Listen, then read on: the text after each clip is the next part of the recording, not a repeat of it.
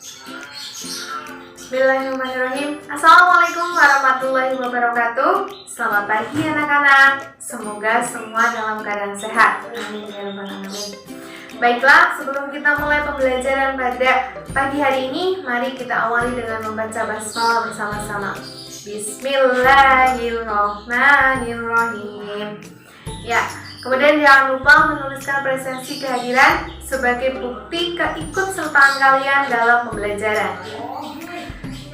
Ya, anak-anak, alhamdulillah kita masih diberi kesempatan untuk belajar bersama-sama. Meskipun kita masih belum bisa tatap muka secara langsung, tapi tentu tidak mengurangi semangat kalian untuk tetap belajar. Ya, kondisi saat ini memang menuntut kita untuk lebih banyak beraktivitas di dalam rumah daripada di luar rumah. Jadi kita lebih banyak di rumah ya.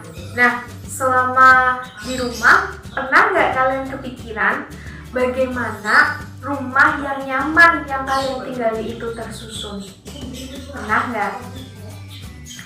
Nah, ternyata rumah itu tersusun dari satu batu bata yang disusun dengan batu bata lainnya sehingga membentuk dinding. Nah, dinding satu dengan dinding lainnya itu nanti akan membentuk ruangan. Dari beberapa ruangan-ruangan itu terbentuklah rumah. Jadi prosesnya cukup panjang ya. Dan ternyata tidak hanya rumah loh yang prosesnya terstruktur, tapi manusia dan makhluk hidup lainnya juga terbentuk secara terorganisir.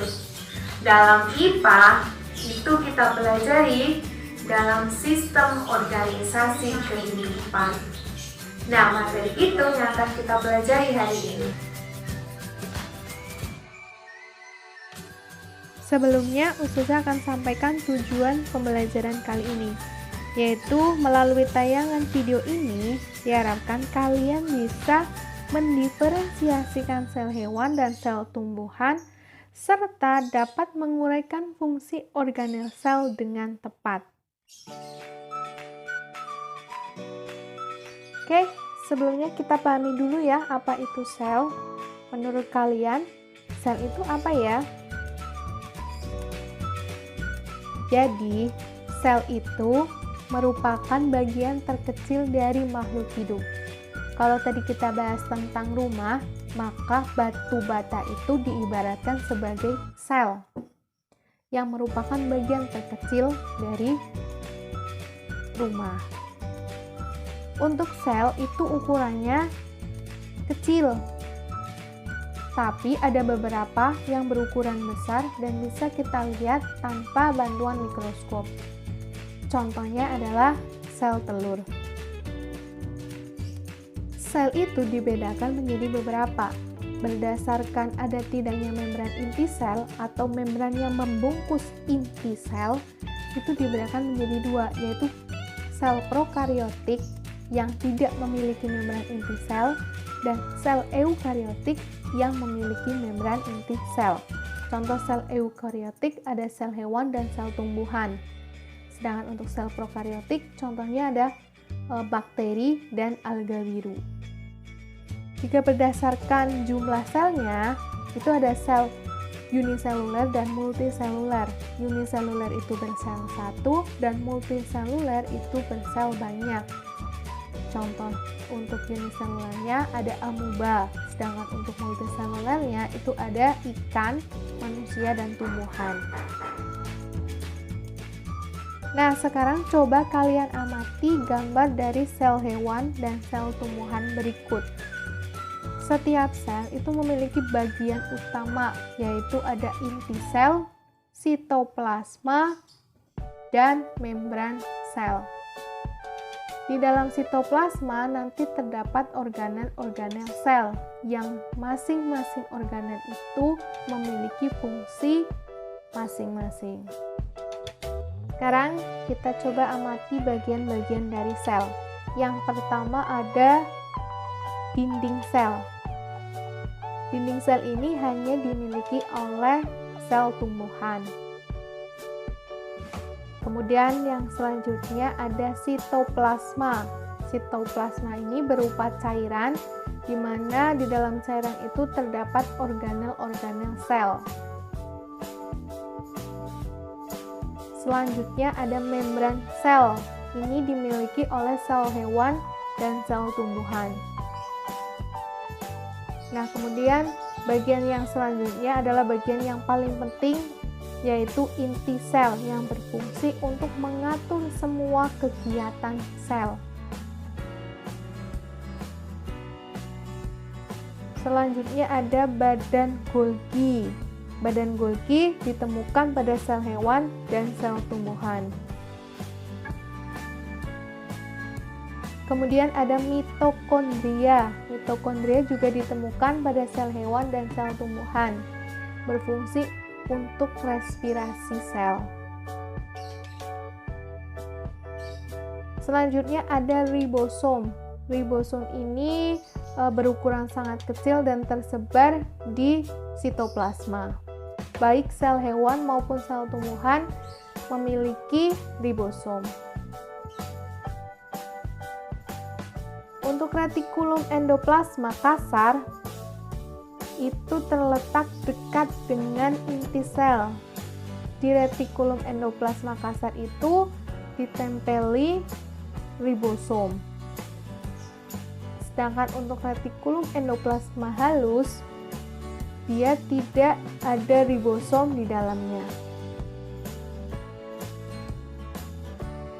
Organel selanjutnya yaitu lisosom. Baik hewan maupun tumbuhan itu memiliki lisosom.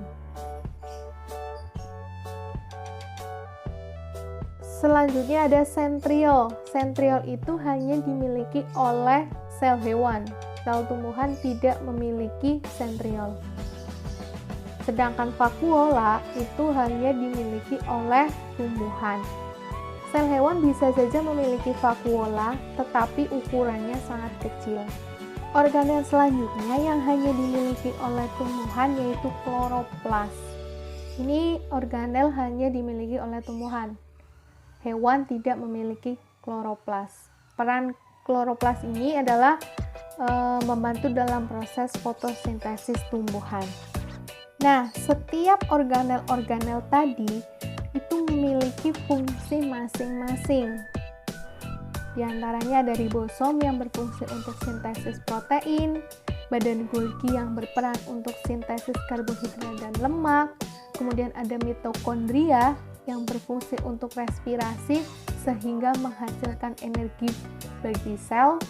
Kemudian ada lisosom, ini berfungsi untuk ekskresi enzim yang berperan dalam proses pencernaan. Organel selanjutnya ada kloroplas, nah ini yang berperan dalam proses fotosintesis. Kemudian ada vakuola yang berfungsi untuk menyimpan berbagai zat, misalkan air, zat makanan, dan zat sisa. Kemudian ada sentriol, organel yang hanya dimiliki oleh sel hewan, berfungsi untuk proses pembelahan sel. Kemudian ada retikulum endoplasma kasar, itu berfungsi sebagai tempat menyimpan hasil sintesis protein, karena di dalam retikulum endoplasma kasar itu kan terdapat ribosom. Ribosom berfungsi untuk mensintesis protein. Hasilnya nanti disimpan di retikulum endoplasma kasar dan disalurkan ke inti sel. Sedangkan untuk retikulum endoplasma halus itu berfungsi untuk mensintesis lemak, metabolisme karbohidrat, dan transportasi antar sel. Oke, itu tadi penjelasan terkait organel-organel sel beserta dengan fungsinya. Nah, sekarang coba kalian amati lagi antara sel hewan dengan sel tumbuhan, apa perbedaannya. Kemudian tulis dalam bentuk tabel seperti pada gambar. Baiklah anak-anak, itu tadi materi yang kita pelajari hari ini. Kalian sudah bisa memahami apa itu sel yang merupakan bagian terkecil dari makhluk hidup, kemudian bagian-bagiannya apa saja, organel-organelnya apa saja. Tadi ada kloroplas, vakuola, terus mitokondria, dan lain-lain. Silakan nanti kalian baca lagi, kalian pahami lagi fungsi dari setiap organel sel itu untuk apa saja. Jangan lupa juga untuk mengukur pemahaman kalian, silahkan kerjakan soal evaluasi tadi terkait perbedaan antara sel hewan dengan sel tumbuhan. Oke, Ustazah kira sampai di sini. Sampai jumpa di pertemuan selanjutnya. Meskipun di rumah, kalian harus tetap semangat, tetap berprestasi. Jangan lupa juga untuk patuhi protokol kesehatan dimanapun kalian berada demi keselamatan diri sendiri maupun orang-orang yang ada di sekelilingnya. Ya, kita akhiri pembelajaran hari ini dengan membaca hamdalah bersama-sama. Alhamdulillahirobbilalamin. Sampai ketemu di pertemuan selanjutnya. Ustazah tutup. Wassalamualaikum warahmatullahi wabarakatuh.